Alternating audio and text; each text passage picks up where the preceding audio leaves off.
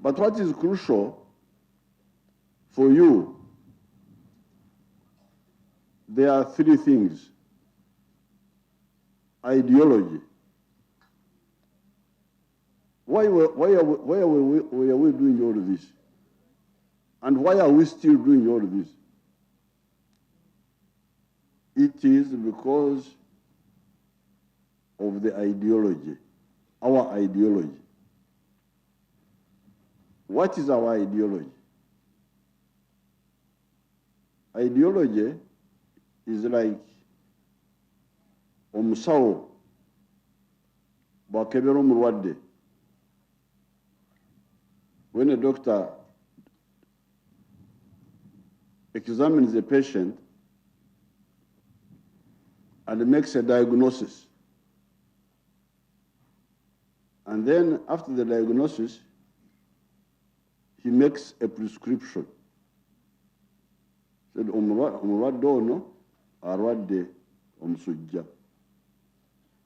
Ate bwe guba omusujja, eddagala erisaanidde lyerino.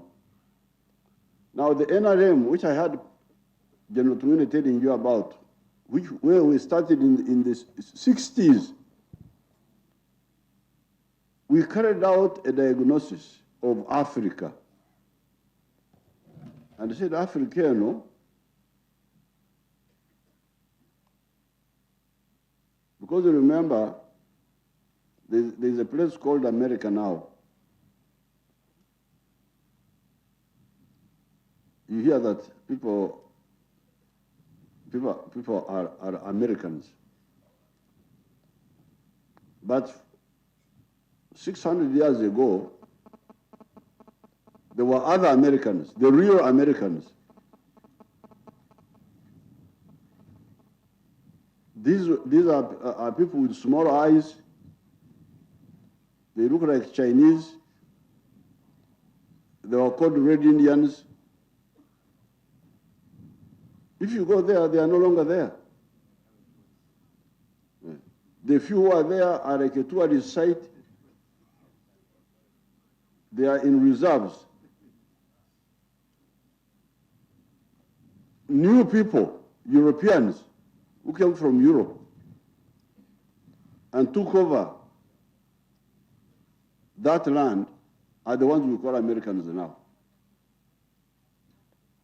So when we analyzed the situation of Africa in the 1960s, we said, these Africans, if they are not careful, one day this Africa will be controlled by other people. And these Africans will disappear. And since I am African, and my children are African, and I now have grandchildren, in the narrow and in the wider sense, we are of the view that everything should be done so that these Africans stand up and survive.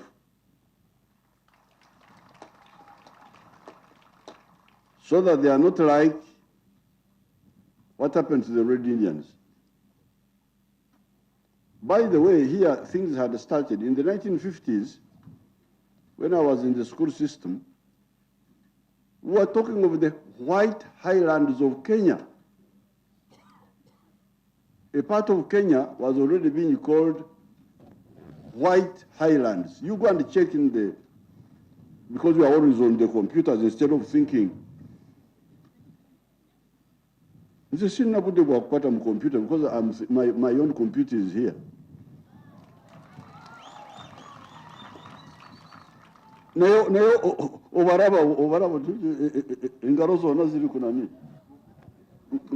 call it Google. When do you think yourself?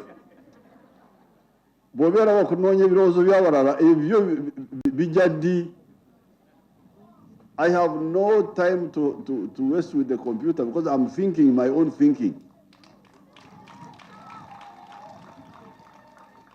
But since you are always with your fingers on those things of yours, You go and check what they were calling the White Highlands. I don't know whether they put it there or they hid it. A part of Kenya was being called White Highlands. The Europeans had taken it over. And there was a big war when Kenyatta started. That's why Kenyatta was called a leader unto death and darkness. Nti Kenyatta mukulembeze agenda kuleta okufa nekizikiza. Why? Because he was saying, give us back our land, the land of the Kikuyus. That's how he became a leader of darkness. So, Kenya was already taken over by the Europeans. Zimbabwe was taken over. South Africa, even today, the land in South Africa has never come back. So, I had when I was inside there, they were saying, this old man, how does he manage to go over this hill? Answer number one is ideology.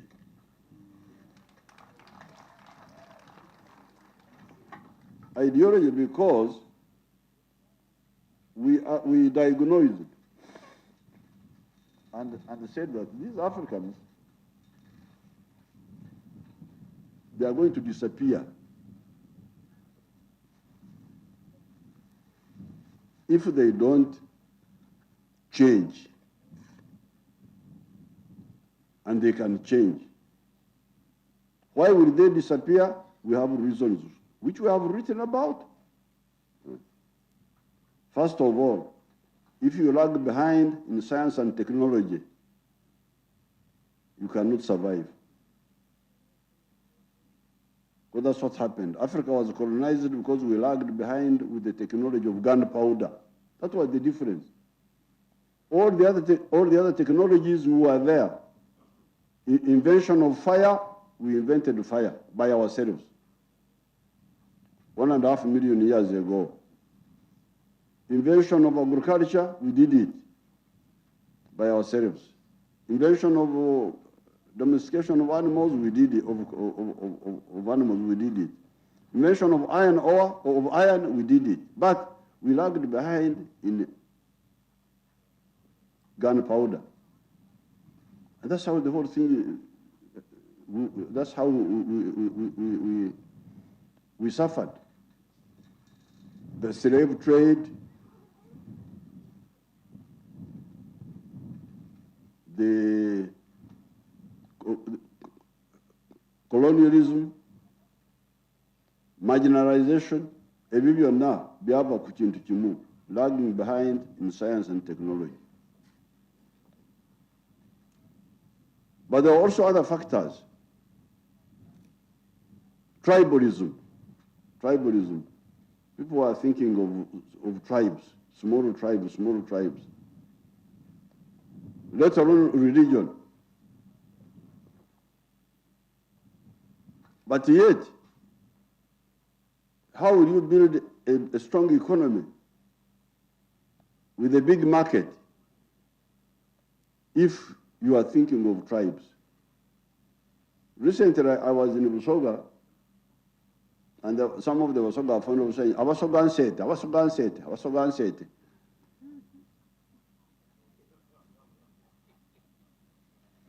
Now,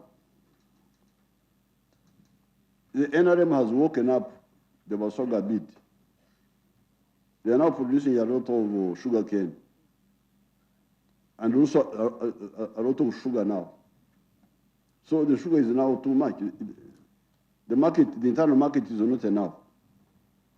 So I went there recently, I said, okay, people have been telling you about sugar and said, now you buy the sugar now.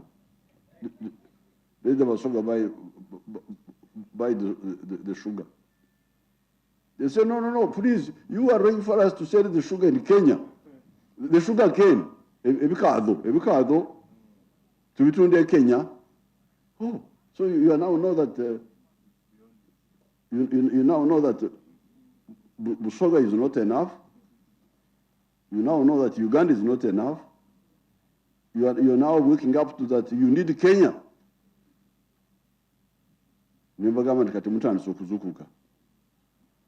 I went this side and I found the Banyankwere.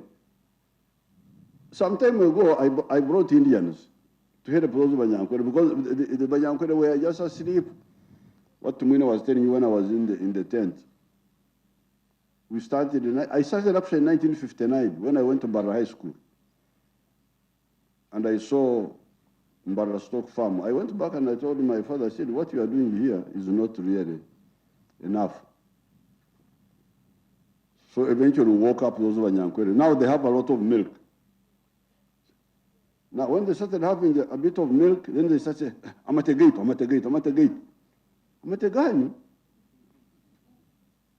Then they were quarreling with my Indians. I brought Indians to help us to process the milk.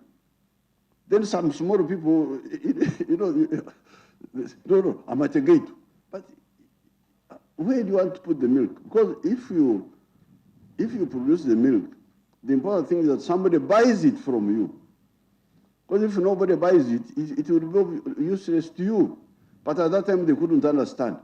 I'm at a gate. They thought the Indians were taking their milk. I'm at a gate. It's very annoying.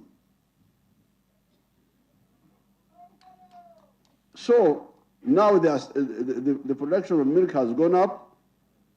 The milk has no market inside the Uganda. They are stuck. So I was there recently. They said, okay, now you buy the milk. Because you are saying it, I'm at a guy, now you buy it. Oh, no. Look for the market. But you are the ones who are saying that the milk is yours.